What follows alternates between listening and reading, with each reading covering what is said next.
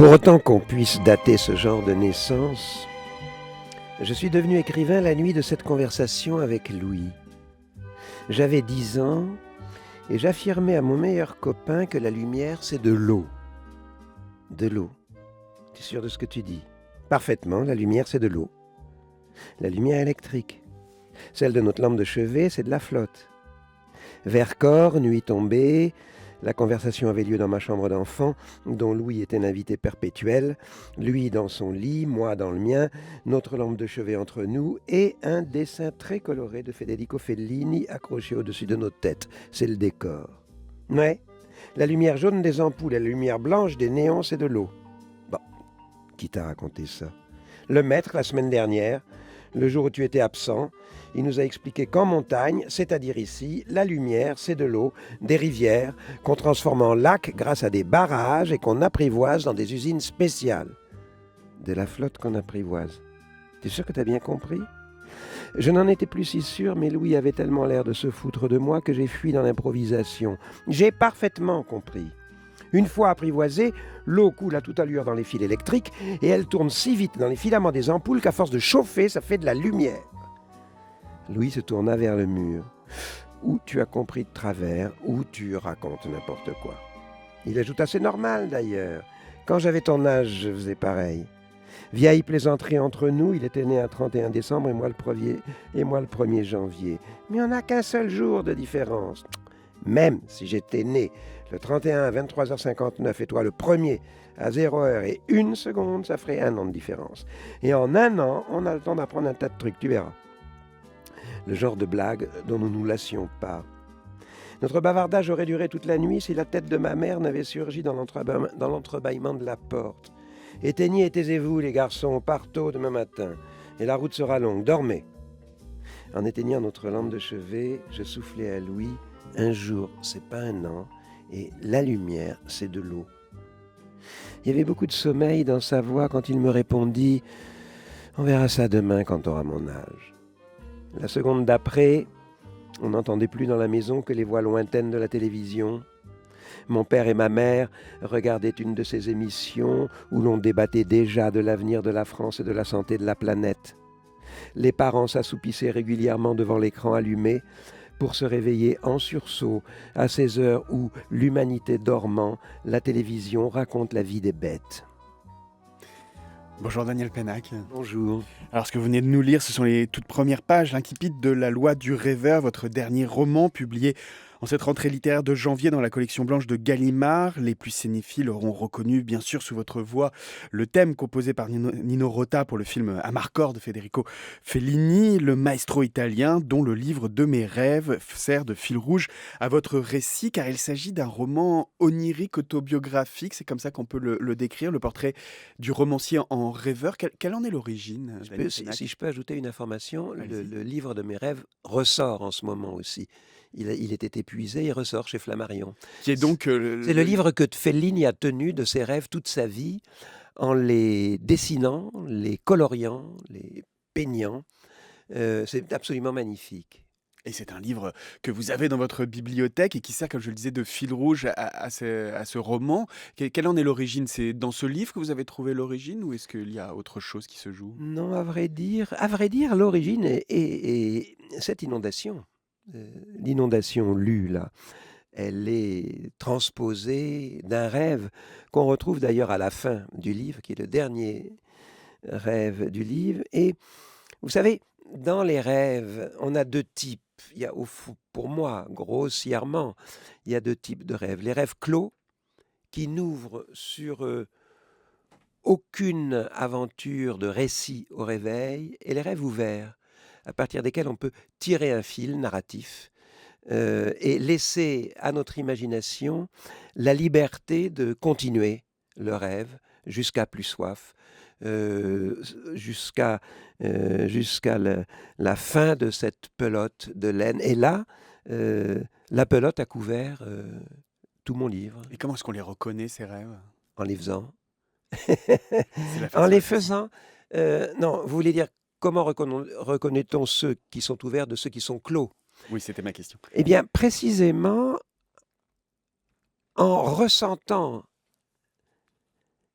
je rêve énormément, je tiens moi aussi le journal de mes rêves et lorsque je suis dans un rêve clos, comme une monade absolument sans porte ni fenêtre ni quoi que ce soit pour s'évader, c'est-à-dire un rêve qui serait essentiellement destiné à l'interprétation, à l'analyse, heu, voilà, je laisse tomber, je ne l'exploite pas. Les autres, les rêves ouverts, là, par exemple, c'est un rêve même anecdotiquement ouvert.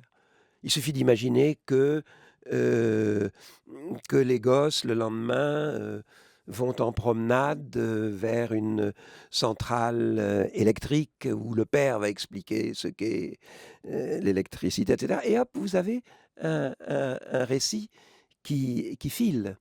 Or, ce récit ne va pas se nourrir perpétuellement de ce premier rêve matrice. De quoi va se nourrir le récit? De ma vie, des événements réels qui, par ailleurs, se passent dès le lendemain dans ma vie. Dont on sait qu'ils irriguent ces événements réels, ils irriguent évidemment nos rêves. Et écrire ses rêves, vous l'avez dit, c'est une pratique à laquelle vous vous astreignez, comme s'astreignait Federico Fellini, qui les dessinait aussi d'ailleurs. Il commençait par les dessiner, puis il écrivait autour. Ça donne ce livre magnifique que vous citiez tout à l'heure. Les dessiner, les noter, c'est les inventer aussi. C'est-à-dire que forcément, le rêve, on ne l'écrit pas au moment où on le fait, on le Oui, bien reconstitue. Et c'est entendu, donc le premier acte de récit. bien entendu, d'autant plus que le rêve n'est pas fait de la même matière que le Il est récit. fait de sensations. Le rêve est fait de sensations et d'images.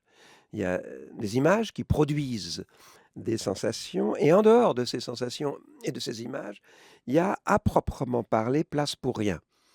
Nos rêves, si vous l'observez sur les vôtres, sont pleins comme des œufs, hein. Dans un rêve, on ne rêvasse pas.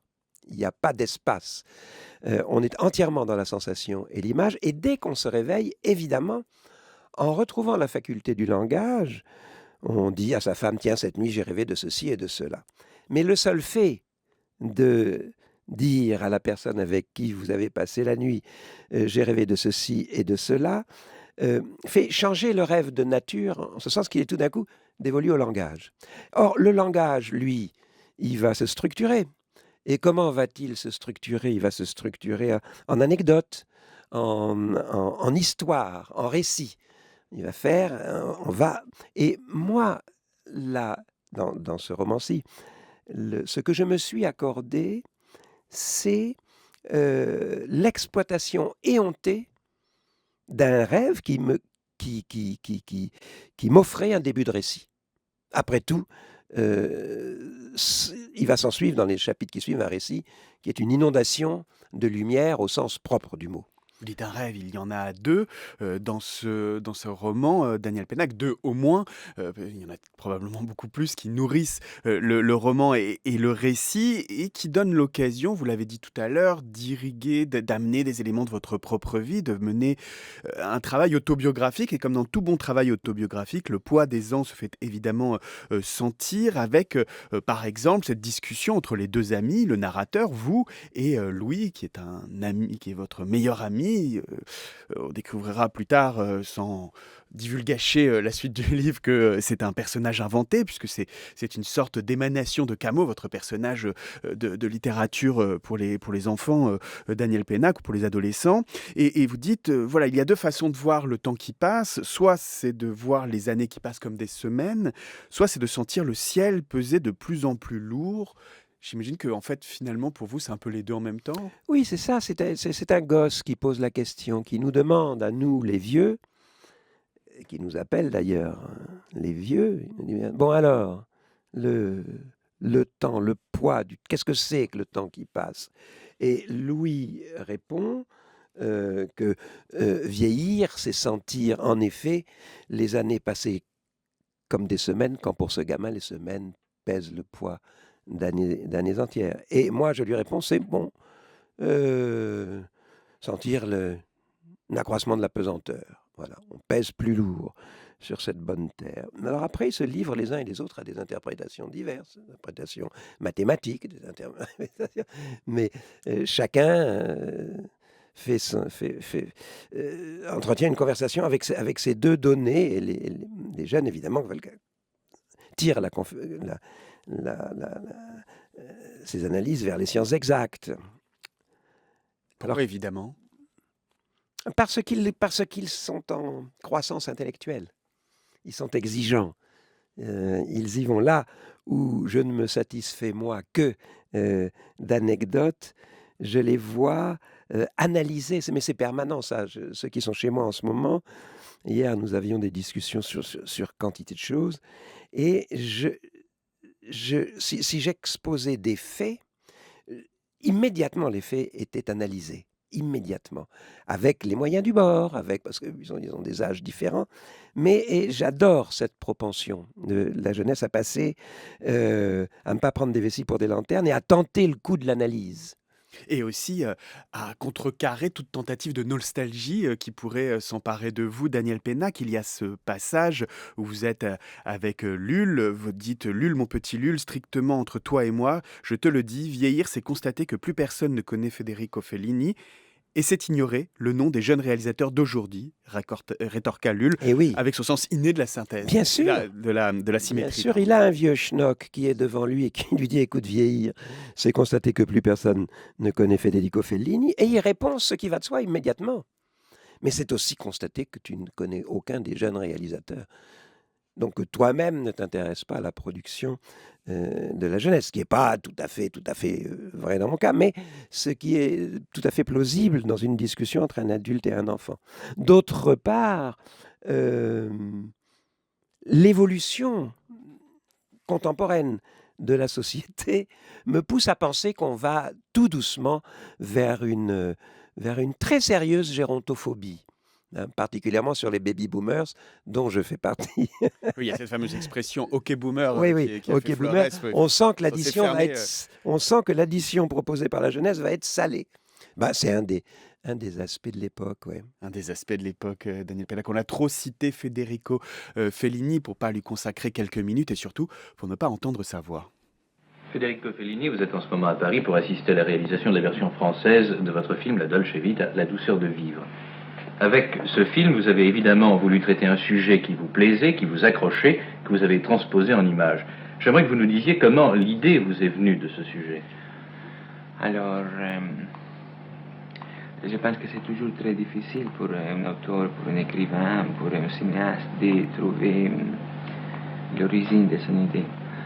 Je m'excuse, j'ai essayé de commencer à parler en français, mais c'est vraiment trop difficile pour moi. Alors, je m'excuse, ma je parlo in italiano. Vorrei dire che la necessità è nata dal tentativo di raccontare in un film uno stato d'animo di incertezza, di confusione, di caos e di contraddizione, come quello in cui forse troppo personalmente io mi trovo, ma credo che rispecchia abbastanza fedelmente uno stato d'animo comune anche agli altri uomini. Oui, je vais essayer de résumer votre développement, Federico Fellini. Vous essayez au fond de traduire un état d'âme, une certaine confusion, un certain trouble que vous avez noté dans la société contemporaine. Oui, c'est là votre ambition en faisant ce film. Oui, peut-être un peu trop ambitieux, mais c'est ça l'intention originale. France Culture, la grande table, Raphaël Bourgois. Midi 17, la grande table, notre invité est le romancier Daniel Pénac qui publie La loi du rêveur aux éditions Gallimard. Et on vient d'entendre, Daniel Pénac, la voix de Federico Fellini. La belle voix de Federico Fellini, qui avait une voix de clarinette basse, comme ça, avec de temps en temps des montées dans les aigus. Et puis aussi, quand il descendait plus bas, c'était du hautbois. Il y avait du hautbois aussi dans sa voix. Ah oui, c'est touchant. Oui. C'est touchant et c'est très significatif de l'œuvre de ce cinéaste qui est votre cinéaste favori. En tout cas, si j'en crois, je pense que ça fait partie des 10% de vérité de ce livre que vous signez, Daniel Pénac, que vous avez vu ces films des dizaines de fois, qu'Amarcord est un film qui vous a accompagné tout au long de votre vie. Et il nous dit, Federico Fellini, c'est très difficile pour un créateur de sourcer l'origine de ses créations. En tout cas, j'essaye de mettre le chaos du monde, d'essayer de saisir ce chaos dans mes films. Et on voit bien quel lien on peut faire avec les rêves, la matérialité des rêves. Et dans ses propres rêves, dans Il libro dei sogni, c'est le livre de mes rêves, c'est traduit en français chez Flammarion, quand on l'entend, il est... comment dire, il est à la fois, il produit Ces rêves produisent des images directement cinématographiques. Il fait par exemple dans les années 61-62 un rêve où on lui demande de chanter dans un opéra. Et tous les musiciens sont là, il refuse de chanter parce qu'il se dit, dans son rêve de mégalomane, il se dit, ma voix est si puissante que si je chante, l'opéra va s'effondrer sur les musiciens et vont les zigouiller. Et alors, il ne chante pas et il est dans un espèce d'état de sentiment de puissance extraordinaire. Grâce à lui, tous ces gens ont été sauvés. Et 17 ans plus tard, il fait Prova d'orchestre, où l'on voit en effet des musiciens qui se comportent n'importe comment, qui se foutent absolument de la musique, qui jouent, qui déconnent pendant que... Bon, et là, il fait s'effondrer effectivement le- le- le- l'opéra sur eux. Et de la même façon, on voit dans ces films des ébauches, dans ses rêves, des ébauches manifestes de films, et dans ces films, des images oniriques, bien entendu. Oui, oui. Il y a des bons et des mauvais rêveurs, Daniel Pennac. Qu'est-ce qui ferait un bon et un mauvais rêveur? Est-ce que c'est la capacité justement à faire quelque chose de ses rêves? Non, non, non, non, il faut pas, non. On peut foutre la paix aux gens dans ce domaine. C'est pas la peine d'être productiviste. Là aussi, il y a quand même pas mal. Il y a trop de domaines où on est contraint au productivisme. Non, il y a des gens qui s'en souviennent et des gens qui ne s'en souviennent pas. Ceux qui s'en souviennent de plus en plus, ils se mettent à les noter. Et là, c'est à mes yeux des rêveurs, ni bons ni mauvais, mais des rêveurs intéressants parce que ils interagissent à l'intérieur même de leurs rêves. Ils se disent par exemple, tiens, il ne faut surtout pas que j'oublie de noter ça demain matin. Quant à ceux qui ne se souviennent pas de leurs rêves, ceux-là sont assez inquiets, ils disent, je n'ai pas rêvé. Ils sont inquiets à raison, puisque le rêve est une fonction vitale. Si on ne rêve pas, on meurt. C'est aussi simple que ça.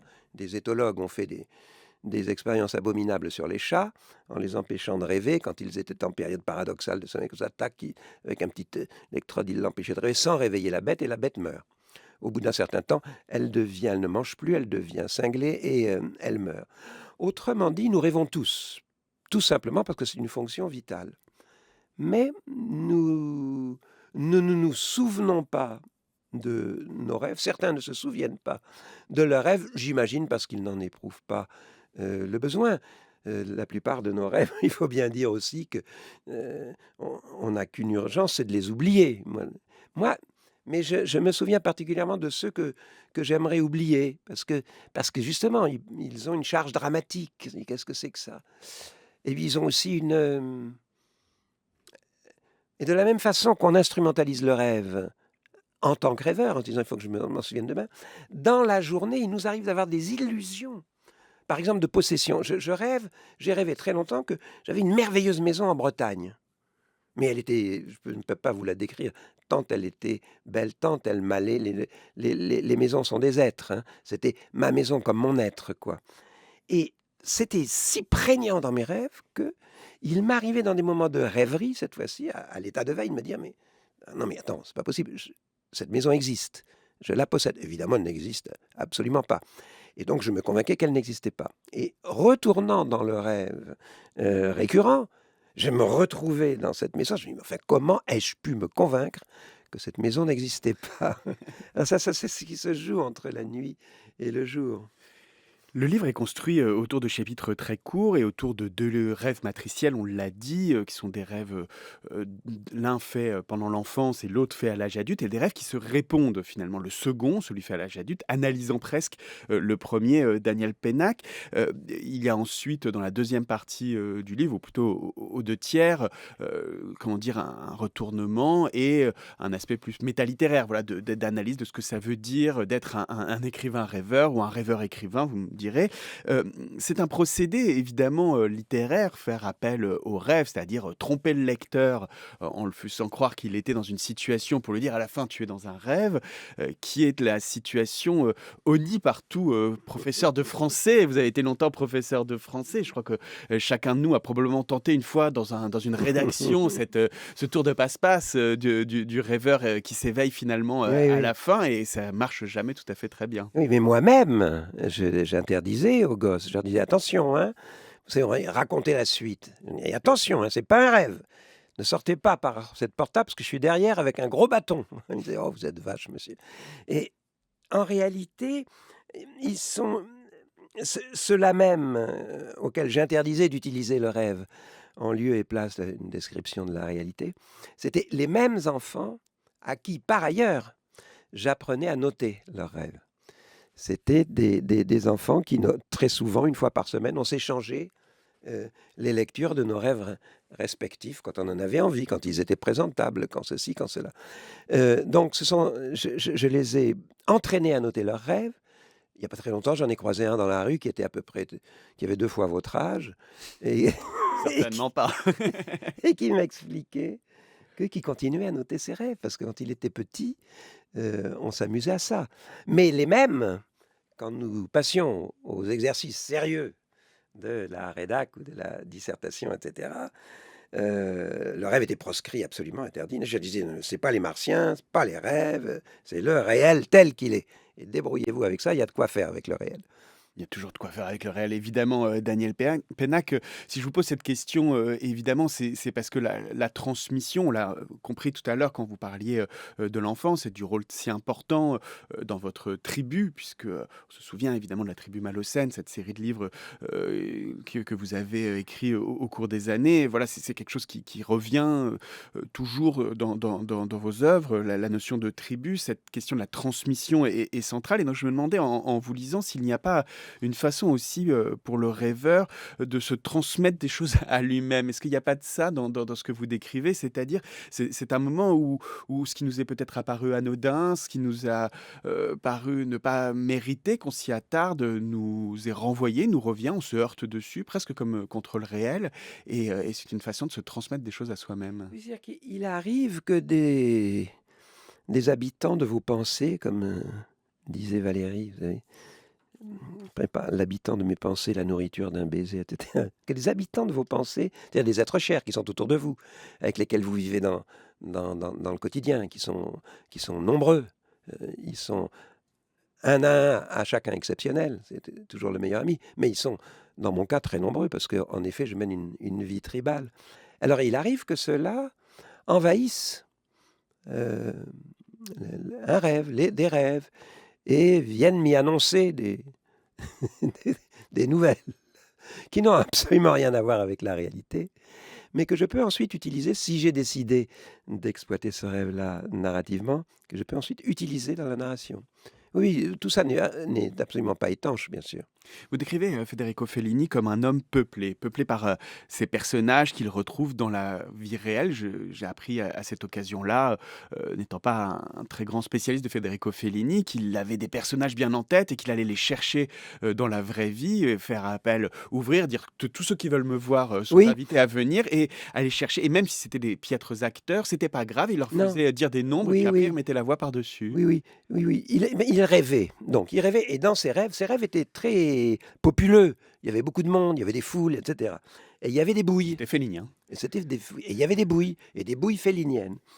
Et ensuite, il n'en faisait pas une quête systématique, mais il recherchait quand même dans la réalité des gens qui pouvaient ressembler, qui pouvaient incarner certaines images oniriques, certaines bouilles de ces rêves. Alors, il les modifiait légèrement, il mettait une petite verrue comme dans le père dans Amarcord, hein, petite revue sur le front, ou une cicatrice sur le nez, etc.